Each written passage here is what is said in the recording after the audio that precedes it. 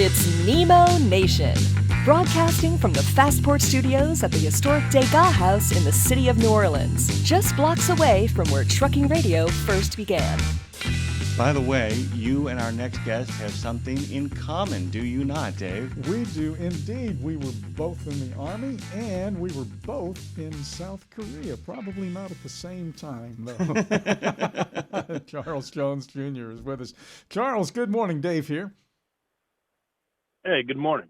Yeah, when were you in Korea? You were two tours over there.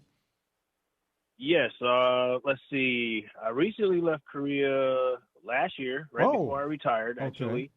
Okay. And then I was there the year before that. Do you know the Yongsan Army Air Force Base in the suburbs of Seoul? I do know Yongsan. That's where I was. I did Nemo's night beat on AFKN.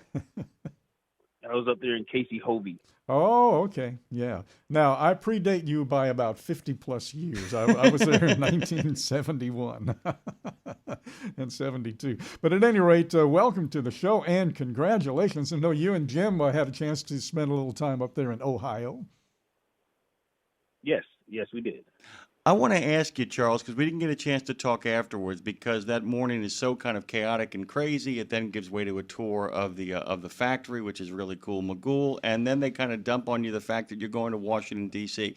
So I want to give people a sense of who you are. He did 20 years. He served as an unmanned aircraft systems operator, instructor operator, standards operator, platoon sergeant, 3 combat deployments to Iraq, and 2 rotations, as Dave has pointed out, to South Korea. By the way, I am so thrilled that I have a Katrina in my life now with your wife, who actually is not a hurricane, and father to Alvin and Monica. It's good to have you, by the way. But I wanted you to kind of talk about your reaction when they announced your name, that you would be moving forward to Washington. Were you surprised, and how excited are you about going to D.C.? Well, I was absolutely surprised. I mean, when we sat there and they were going through all the semifinalists, at the dinner at the museum, and they were going through all the semifinalists, their stories and their timelines and the things that they've done. I mean, if I was a voting panel member, I personally would have voted for other people. I mean, don't get me wrong. I'm not saying that I'm not deserving, but I am saying that some of those stories had me like, I want to vote for that guy and this guy and that guy and this young lady and that guy. I mean, so when they called my name, I was blown away. I was like, oh, wow. So I'm actually in the standings, huh? And then when they told me about D.C., I got to visit D.C. a couple times. I went out there for the UAS Million Hour celebration that they had and did a display there at the Pentagon. But I'm excited. I'm actually really excited. I don't really know how to show excitement because, you try to keep everything contained, and I've been doing that for like 20 years. So, I mean, I may not present that I'm excited, but I am very much so excited. Well, it's funny, too, because when I was interviewing everybody that morning, and by the way, I've never missed that banquet, and because of a double accident, one in Louisville and then one right outside of Louisville, I ended up getting there too late for the banquet. I know of what you speak. When Brad Bentley talks about all those nominees, you kind of sit there and going, what am I doing in the room with these people? And then he does yours, and you go, oh, I sound pretty good, too. But there's a vibration that everybody has, even the quietest among us, even the most reserved. And you could kind of tell at the table that everybody was really, really excited. You did 20 years, you get out of it, and then you go to the Georgia Driving Academy. Talk about that experience and then what it was like to hook up with Roehl Transport in 2025. Tell us a little bit about your truck driving story, because Dave was saying this is a guy who has experience with aircraft systems. How do you end up in trucking? Okay, so all right, I'll start in the order that you gave it. So Georgia Driving Academy. So when I retired, I got out. I already knew I was going to do trucking, period. Because like you said, I was in the aircraft industry. We were flying aircrafts and things like that. And when you think about flying aircraft and you think about driving trucks, it's practically the same thing. The only difference is you're not working 3-dimensional. You're working 2-dimensional. So it makes it a little bit easier. And then just like driving semi-trucks, you have the DOT. Well, flying aircraft, you have the FAA. So everybody's got a bunch of rules. And I think the FAA is a bit more stringent. because you got things falling out of the sky if things don't go right, as opposed to, DOT, you're driving a truck and you're driving along the road. It's not going to fall out of the sky, but you may hit somebody in front of you, behind you, beside you. So it was a easy transition for me. I went to Georgia Driving Academy, and no, I did not drive Class C type vehicles while I was in the military. However, I did drive a lot of heavy vehicles, and a lot of our vehicles do have the air brake system and ATIS and stuff like that. So it was kind of a very soft transition, I would say. Hooking up the trailers, doing things like that, and driving long periods of time. And, the military is very demanding of you. So a lot of the times you're running, 14, 15, 16, 17, 24, 36-hour days. And, driving a truck, it's a 14-hour duty day, as I like to call it, with a 11-hour work shift. But technically, you kind of work the 14 hours as well. But, you get a little bit more of that time. So, I mean, it all translates like really, really simply when you lay all the factors down. DOT has less rules than the FAA, so I was like, yeah, I'm kind of done with the FAA because they have a lot of rules and a lot of like regs that you have to go through. DOT has them too, but not as many as the FAA. The FAA has like mandatory crew rest rules, which if you're flying a certain flight and then you land and then you have to be off this amount of time and this amount of time has to be dedicated to uninterrupted sleep, DOT doesn't have that. So it gives you a little bit more flexibility when it comes to managing your work-sleep cycle and, going on for the next load and things like that. Now, Georgia Driving Academy is a decent school. Like I said, I've been in the military for 20 years, as we all know. I've done a lot of different trainings in the military. So I chose Georgia Driving Academy because it had an accelerated training course, which wasn't going to take me long to complete.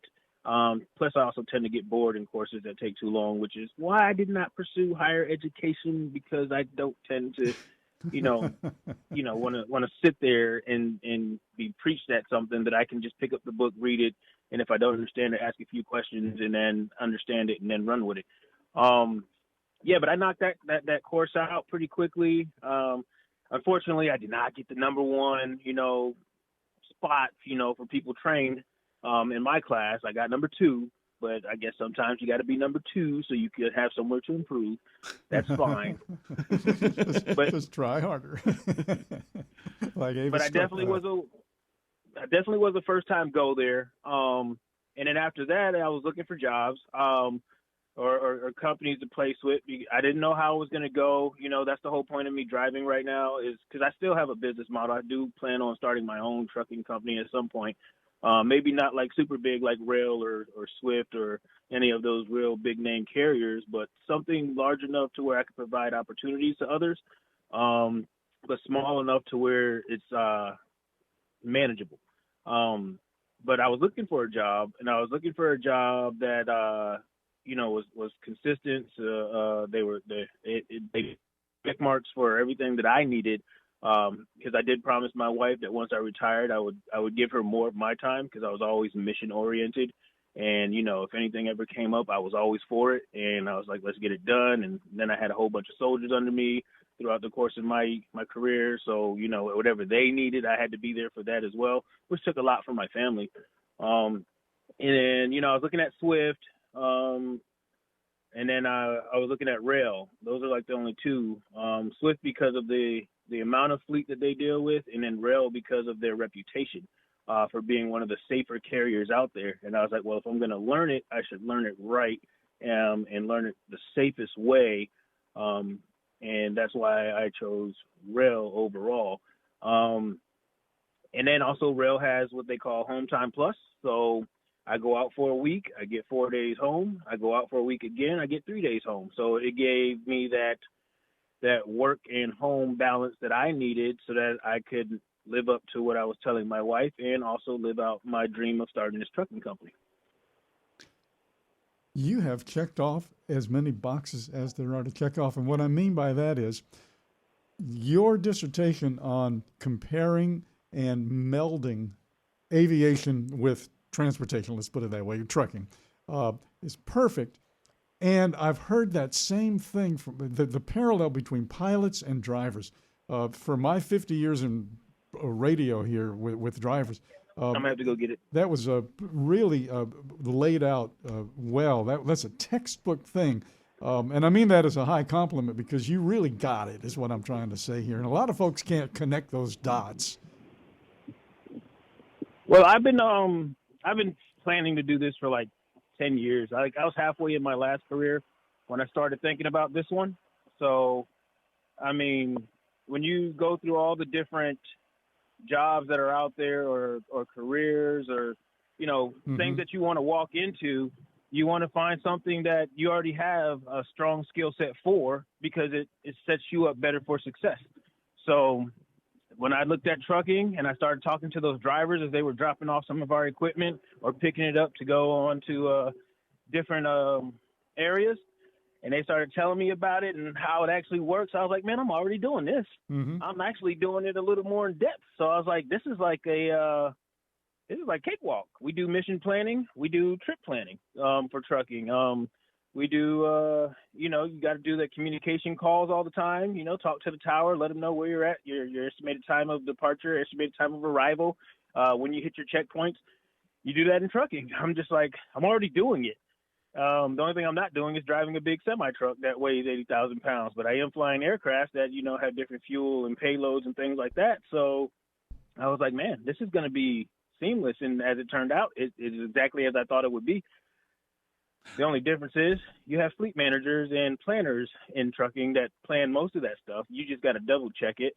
So I guess you would say it's simpler, but sometimes it can be frustrating because you can see things that would make things a lot smoother or a lot faster for you. But based on how business is conducted, you got to go with their way. But I can't complain about my fleet managers. I have the best fleet managers in the world. I don't know anything about the planners because I don't have any FaceTime or talk time with them. I was going to say, Charles, it's one of those things too, where one of the great value lessons I hope a lot of people are learning too is that we often have better ideas of how things are supposed to be run when we go someplace or see areas for improvement. It's a great reminder that sometimes we need to simply take the note, remind ourselves what we want to do when we're in charge, and as long as nobody's putting us in harm's way, continue to do what is asked of us to the best of our ability. I wanted to ask you if, in fact, when you guys go to D.C., I know you're bringing Katrina, but are you bringing Alvin and Monica? I intend to, but I have to see how that works out with their school schedule. Oh, man, because it could be a lot of fun. Have the rest of you, I know you've been to D.C., but has the rest of your family been there yet? Oh, yeah. My children have been there. They were a bit younger, and my wife has been there. We actually have a sister-in-law that lives right up the street. Well, I say right up the street, but like an hour and a half away in Maryland. So when we went to visit her one of those years ago, we went out there, and we did the long walk back when my feet were, still had arches in them and stuff. So I could actually walk that long and have a good time. What I love is only a truck driver would say right up the road when they were referring to an hour and a half. Only Texans and truck drivers ever call an hour and a half right up the road.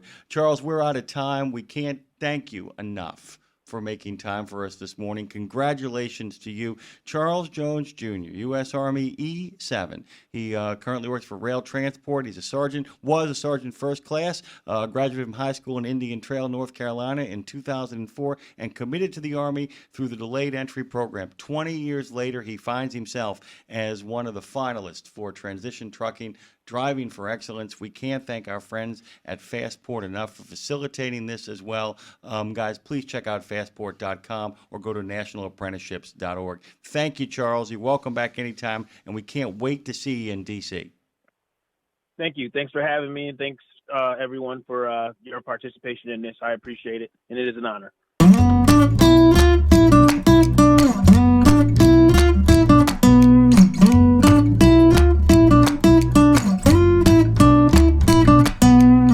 Macy Mattice, by the way, is a proud U.S. Army veteran. She has a deep love of adventure, a deep love of animals, and embracing new challenges, and she is writing her next chapter as we speak, one road at a time. She's a proud U.S. Army veteran, served from 2010 to 2018 as an 88 Mike, specializing in heavy equipment transportation. Today, she's a flatbed driver for Melton Truck Lines, and she's applying that discipline and determination gained from her military service. Good morning to you, Macy. Good morning, sir. How you doing? Good to have you back, by the way. It's Jimmy Thank Mack, you. who you got a chance to talk to before, and that's Dave Nemo. Tell him hello. Hello, Mr. Nemo. I hope you're doing well. It's good to hear you again. Well, thank you so much, Macy. It's great to talk to you. Am I thank catching you. that you might be making a turn here pretty soon?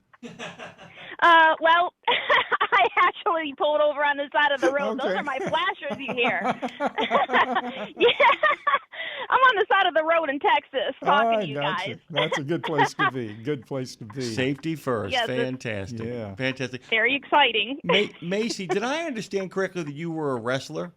Is that true? That is correct. I wrestled because I was a big hero of my brother, and my brother wrestled all from middle school into high school, and being a huge hero of my brother, I also wrestled in high school. That is correct. Wow, that's fantastic. Did you ever watch? This is going to go off the wall here, but I always ask when wrestling comes up. I always ask anybody if they've ever seen the show Heels. Honestly, I have not. Okay, if you ever get a chance, you'd love it. Yes, sir. All right. There's your recommendation, by the way. And I have to ask you, because I know the kind of wrestling you did in high school, which is very, very different from what Very people different. call wrestling. Let me just ask you, were you ever a fan of that nonsense since you have brothers in your life? Were you ever a fan of that? My brother was. My brother was. He used to body slam me on the bed. But I never could get into it. I never understood that type of wrestling. But but when I wrestled in high school, I wrestled on an all males wrestling team. So my wrestling was quite a bit different from the wrestling, and Congratulations on that, by the way. That takes a lot of guts, especially in this day and age. And it's good to have you back. It was good to talk to you over in Ohio. So I'm going to ask you the same question I asked Charles. How surprised were you when you heard your name called as one of the people going to D.C.? absolutely shocked. Honestly, it was like everything around me went silent for a second, and I looked up at the screen and my picture was there. So obviously I knew my name was called, but I was so shocked and not expecting. I mean, I honestly came to the event not thinking that I was going to win anything because there was so many great veterans there with me as it was. And all of a sudden my name was called, and of course I was the last name called. So I was in so much shock that the whole room actually went silent for a second in my head. But I was indeed very, very shocked. I don't even know if I'm how much to explain how much I was shocked. It's just that everything around me went silent for a second, and I'm still shocked now, actually. We're not shocked, by the way. We know your resume. We know of what you've done. Can you kind of set that up for us as well, too? Kind of tell Dave, who is also, like you, a U.S. Army veteran. Can you kind of talk about your service and your transition from being a wrestling high school star to becoming a member of the U.S. Army, and then we can kind of pivot from that. We can pivot from that into your time with Melton. Yeah, absolutely. I'd love to. So back in high school, when I wrestled on an all-males wrestling team, that gave me, I mean, you really need to have kind of a lot of willpower to do a sport like that. I mean, you're using every part of your body. A lot of the males on the team, they don't want a female on the team. So, you got a lot of people that are disliking you. It takes a lot of willpower to go through something like that. And, I got my parents to back me up and a few good friends on the wrestling team to help me get through that. And I did make it through that, and I made it in sixth in the state of Florida for the weight class of 119, which is basically lightweight. I did actually start college very early while I was in high school. However, when I started working, which was Pizza Hut, that was my first job ever, it was like I was working, but I felt like I was going nowhere, and I really kind of ran out of money for college, and I didn't really want to ask hey, mom and dad, can I borrow so-and-so amount of money to continue college out of high school? And I kind of wanted to, be my own person, make my own money. And I actually heard somebody talking about the military in the back of the kitchen at Pizza Hut. And so I went to a recruiter one day, and everything that he had said, his name was Staff Sergeant Hennessy. I still remember his name to this day. And, he fed me a lot of, everything that I wanted to hear. And I was like, I can be something and, do something with my life. And I don't have to, my parents would have gladly gave me the money, but I didn't want to be that person that asked for money like that, So I did actually sign those papers. I actually signed the papers before I ever told my parents because I think my mom would have been really upset and she would have tried to talk me out of it. So I wanted to make sure that before anything happened, my name was on that contract. And one of the things that I qualified for was an 88 mic, which is, basically truck driving, as you will. And, I had wanted to be a truck driver since I was little because my aunt, she's retired from truck driving. She was a truck driver back in the time during Atlases, and, she retired after 30 years. And, yeah, I had always wanted to be. We I still thought that have was ours. The coolest. Yeah, they come in handy for sure. But, I thought that was the coolest thing, growing up. And I don't know, it was just like as I got older, I never went into the trucking, but somehow I went into the military and still became a truck driver. And, I was happy with that. I became part of a unit in Germany, the 22 SCR, and it's a high cavalry unit, and they deploy very often. And I basically, I worked under the regiment, and I delivered ammunition for everybody and anybody to the different units out there. And I love my job. I was the head of my platoon.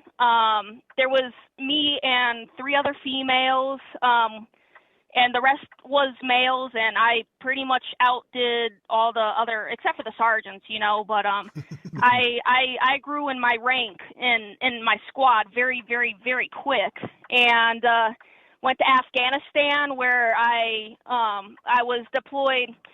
Same people, the 22 SCR, but we split up in the units, and I went with the 22 LST, which is a logistics support team. And I was stationed out of a place called FOB Apache, which is basically, FOB stands for Forward Operating Base, where we were stationed up very high in the mountains, actually. That's where I found out that it snowed in the desert. I never once knew that it snowed in the desert. Oh yeah. Oh yeah. By the way, yeah. when you have mountains, and when you have a high geography, it don't matter how dry it is. Eventually, something makes its way down to the ground, doesn't it? Yes, sir. It was quite amazing to see, and we would make our trips back and forth to Kandahar Air Force Base and deliver different things to that base, and then there was several other bases that we went to. I can't remember all these FOB names off the top of my head, but there was definitely many places that we went, and I got to see the geography and how the people live out there. Not everybody is bad out there. There's a lot of people trying to make it out there just like we try to make it here, and you got they're taken down by the terrorists out there, whoever that doesn't like them, they just want power out there. But you got little kids out there carrying wheelbarrows of bricks. You see babies in dirty diapers. I mean, you see them drinking dirty water with algae on top, and it changes how you are as a person to see that. Because when I went over there, I was 20 years old. So when I see that, it really makes me feel blessed to have what we do here in the United States of America, because over there, they're fighting every day to survive over there. It's hot over there. They don't have the food like we have over here. They live with, out power and electricity, and, they just don't have nearly anything of what we have over here. And that changes a person when they see that, Luckily, I, didn't experience Obviously, I haven't passed away over there. I didn't experience anybody stepping on an IED or running over an IED. We were in a few firefights, but overall, I got really lucky in Afghanistan. And then coming back to Germany, we went back to, I went back to the 22 SCR, and everybody goes back to like their respective units at that base. And, I'm back to delivering ammunition. And, then I went to Fort Stewart in Georgia. And, I've been to, I fueled, I was with a unit up in Richmond in Virginia where I fueled H-60s, which they're Blackhawks. And that was a 92 Fox job, which is actually fueling stuff, but they taught me how to fuel and do all that. So I got to fuel big jets and H-60s and all kinds of stuff there too. So I got to learn different things from different people at different units. So that was quite exciting as well. Overall, the military has helped me become who I am today because, honestly, I got to be honest with you guys. Before I went into the military, anybody in my family can, I can't lie. I was a jerk before I went into the military. I was very kind of like irresponsible. I was still learning a lot of stuff. My mom would say, hey, can you do this? And I'll be like, no, I'm going to do it my way. I didn't want to listen to nobody. So I was, I was kind of a jerk before I got into the military. And, when I did my drill sergeants, I love my drill sergeants to this day, wherever they may be out there in the world. I hope they're safe. They really helped shape me into who I am. And, then, of course, my time through the military shaped who I am as well. It just kind of like, it started molding me here and molding me there. And I wouldn't be who I am today, able to do the job position that I'm in now for Melton Truck Lines, who I also love because they gave me a chance, at a new career, at a new chapter of my life when I was down on my hardest, and they said, we're going to take you in after you get your CDL. And I did. I was the first to graduate in my CDL class. I went and I got my CDL license at the DMV. And in 2 days, I was on a plane going to Tulsa, Oklahoma to have my training. And, because of the military, my transition into trucking, especially being an 88 Mike, I think that probably helped me a lot. Being in the military has helped me because, I gained, a lot of patience. I became a better person, more rounded, less rough around my edges. But in reality, like the truck driving for the military also really helped me because when I sat in a truck for Melton, it was, I don't know, I felt like I was at home. I felt comfortable and I felt like I was just ready to work and, get on the road and do what I need to do. And that's exactly what I did. Macy, yes, we're going to run out of time here, but I want to tell you, having to drive from FOB Apache all the way to Kandahar Air Force Base probably sets you up for, success at Melton because I'll tell you this right now, it's a much different and easier drive, I would probably guess. Wouldn't you say so? There's no fire. There's no firefights happening on the way from Melton's truck hubs over in Tulsa across the country. I'll tell you that right now. We're out of time. I wanted to give you a chance just to kind of breathe in and give people a sense of you. We were so fast and furious up in Ohio. I'm so glad we got a chance to really dig in deep. We're all going to see you in Washington, D.C., and we're really proud of you. Everybody over here is proud of you. And by the way, we also appreciate, after all the conversations we've had this morning, Dave, of actually hearing that clicking in the background. It means you're a responsible citizen of the road. Thank you, Macy. Thank you. Yes, sir. I hope you all have a good day. Thank you so much for having me on the air with you guys. Guys, go to transitiontrucking.org. Find out about these great final Americans in this competition, Transition Trucking, Driving for Excellence.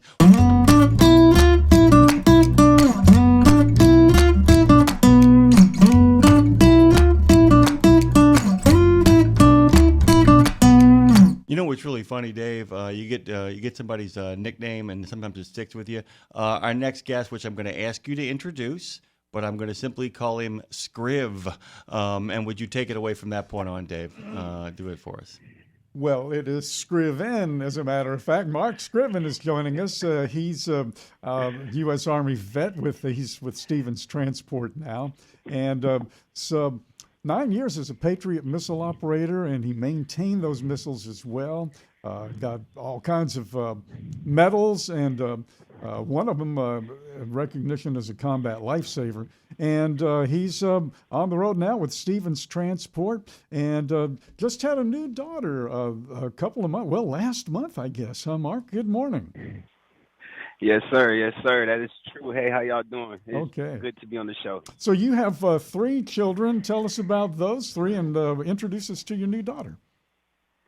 Okay, too easy. Well, I have a daughter, Mariah. She's about to turn 10 this upcoming November. And I have my son, Zaire. He's 7. Just turned 7 this past July. And I just had a daughter August 15th. And, my kids, they are my legacy, my driving force, honestly. Real funny, a lot of personality to all of them. It's ironic they all do exactly what I did as kids, and it's just, funny seeing a copy of myself, within them. And that's just all I live for. You ever look at him and go, I had this coming. I deserve every last minute of what I got in store for me. That's what my parents tell me. They be like, you know what? This all what we had to deal with too, so it's on you now. By the way, I'm asking this to everybody. I've asked this, of course, to Charles, and I talked to Macy about it as well. I'll ask you the same question. When they said your name after you talked with us the morning, we had a great time shooting the breeze. Then you guys moved on over, got a tour of the plant facilities, and then you found out who was going to Washington, D.C. How did it feel when they said your name? I'm not gonna lie, I was a little bit shocked, given the fact that given the fact that I was the last one called, and it was just so many, great competitors in this whole thing that honestly I didn't even know who was gonna get called to begin with. It was awesome though. It was interesting. Let's talk about that too. So, are you going to get a chance to bring the entire family to DC when the time comes? Most definitely. That's what I plan on doing. Okay. So we asked a lot of the same questions to give people a sense of who you are. So we want to hear a little bit about the decision to go in the Army, and then talk to us about your move into trucking and over to Stevens Transport. Okay, too easy. My decision to go in the Army, it really came from the history of the military in general. My grandfather was in the Army. He retired the year I was born. My dad was in the military. He retired 3 years after I was in. My mom was in the military. My aunt is still in the military. She's in the Navy. And my uncle, he was in the Marines. And my biological father was also in the Marines as well. So it's just kind of a lineage for us. Wow. Yeah, a lot of family history there. Yeah, it is really. My dad, he was really the one, though, that really had, I would say, raised the bar. He Purple Heart recipient, Bronze Star recipient. And honestly, that's what really got me interested in getting in, just seeing how he was super resilient. He was injured, came back. I seen him marching inside of the gym, chest up, burnt up. But, just seeing him do that was real inspiring for me. I was in the 6th grade when I seen him come back in the gym injured, non-assisted, and still keep serving after that. So that's really what made me want to, get in and see what it's like. You also, you've earned multiple achievement medals and included a combat lifesaver. Do you feel comfortable talking about the combat lifesaver medal? Most definitely. It was a competition I was in, and it's basically where you go through, different drills and everything in a wartime scenario, and that's what really awarded it to me. Outside of that, I wouldn't say I had to save anyone, actually save somebody's life in that regard, to that capacity. But all salutes to those who had to do that. But that's where that reward did come from. Very, very, very, very cool. Okay, so how do you gravitate into trucking? How do we go from being staff sergeant and then making your way into a position over at Stevens? Honestly, it was really long. Let me make it brief for you. my last 3 years in the military as a staff sergeant, I was an instructor for AIT for the Patriot missile operators and maintainers, and I trained hundreds of soldiers. And at that point, I had a crossword to make to either, go be a pilot. That was my first idea, or get out. And at that point, I was like, you know what? I think I kind of maximized what I got in the military for, and that's just kind of serve and to teach. So I looked at Stevens Transport when I went to HDS.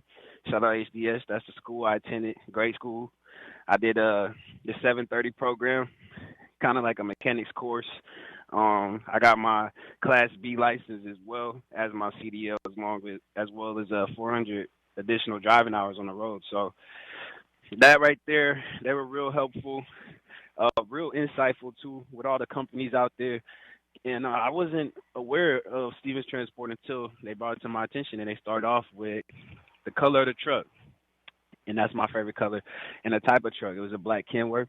And it just looked real sporty, real nice. And that's really what caught my attention, honestly. And after that, I seen they had a training program, and I was interested in that because I was a trainer previously. And that's what I worked up for, and that's where I am now. Let me ask you, and then I know Dave has a question for you. Let me ask you about training as well too. What do you think is the necessary component to being a good trainer? I mean, the fact that you're a former staff sergeant speaks to the ability to communicate with people. But what do you think is most important in becoming a trainer? Whether it is in fact for Patriot missiles, or if it in fact is teaching people how to drive a truck better. I'm glad you asked me that. Actually, I think being a trainer, you definitely have to have passion for what you're doing. And then you also got to have that understanding of people and just knowing that people learn differently. And they can still develop that same passion if you're teaching them correctly. And a lot of the times people come into trucking and they all got different reasons of why they join. The same reason, with the military, people get in and they all got their different reasons why they join. But the leaders there determine if people stay or if they go. And I believe with the correct leadership, you can retain a lot more people if you teach them the right way. And I believe that starts with everybody, So I do only what I can do. Obviously, I can only train one person at a time with this, but I just want everybody that comes through me, I want them to have a good impression on the company, a good impression on the industry, and then, even a better impression on themselves. And that's just going to make more better drivers altogether. You know what I'm saying? So that's the main thing for me. I want to take one word out of that. This is Dave, Mark. I just want to take one word out of that, retention, because that is, through the decades, there were the two R's of trucking were recruiting and retention. And then it became retention and recruiting and then bouncing back and forth. We need to get new people. No, we need to keep the people we got. And you seem to be in the camp of we need to keep the people we got, so let's make them the best we can, because that's the only really true way to build retention and then keep a fleet of or a cadre of drivers in the fleet that are going to be there for 1 million miles and, the gold watch at the end, so to speak, if you know what I'm saying. So you're really not just helping that driver, you're actually helping the company stay stable because it costs a lot of money to they're telling me now that to recruit a driver is about $12,000 now. Through all of the hoops and everything you got to go through. So that idea of retention is real important. Is that part of your impetus to do that? Yes, sir. Most definitely. I think the retention is important because, you keep the skill that you already spent the money on, and it's not bad getting new people, but you really want to focus on the quality of the driver, and you want people to take it serious because it's a dangerous job. And you want the people coming to actually, have some passion for it, and compassion for those on the road with them. This is a lot of components that you have to take into account. And that kind of, to go back to what Dave said, that really is the idea that you're not just setting a foundation for a safer driver, you're setting a foundation for a driver who makes the company money. But I love the last component of that. You're setting the foundation for a driver who also is committed to taking care of everybody else on the road, right? Mm-hmm. Yes, sir. Okay, so if you win this thing, what are you going to do? What are you going to do with it? Honestly, like I said before, the first thing I'm going to do with it, I really love the color. I'm not going to lie. I thought I was going to want to change the color. I love the color, but I'm going to put some black rims on there, some black chrome rims, finish it off, give it a nice polish, and then I really want to change the grill color to nice a black chrome finish, just to give it that, that aggression, just so it could stand out a little bit. And from there, keep on moving these lows and try to expand, and I still want to stay with Stevens and, keep it going, try to grow a fleet and see where I could go with this thing. Mark Scriven, by the way, of Stevens Transport, is a U.S. Army veteran and former staff sergeant. It is a pleasure to have him on the show. Congratulations again. We can't wait to see you in Washington, D.C., Scriv. Thank you, man. Thank you. I appreciate y'all, boss. Y'all have a great day. You too as well. By the way, go to fastport.com or nationalapprenticeship.org. They're doing it through technology. They're doing it through recruiting. And most importantly, they're doing it through people. Go to fastport.com and find out how you can actually onboard the next generation of great drivers and great people to work in the transportation industry.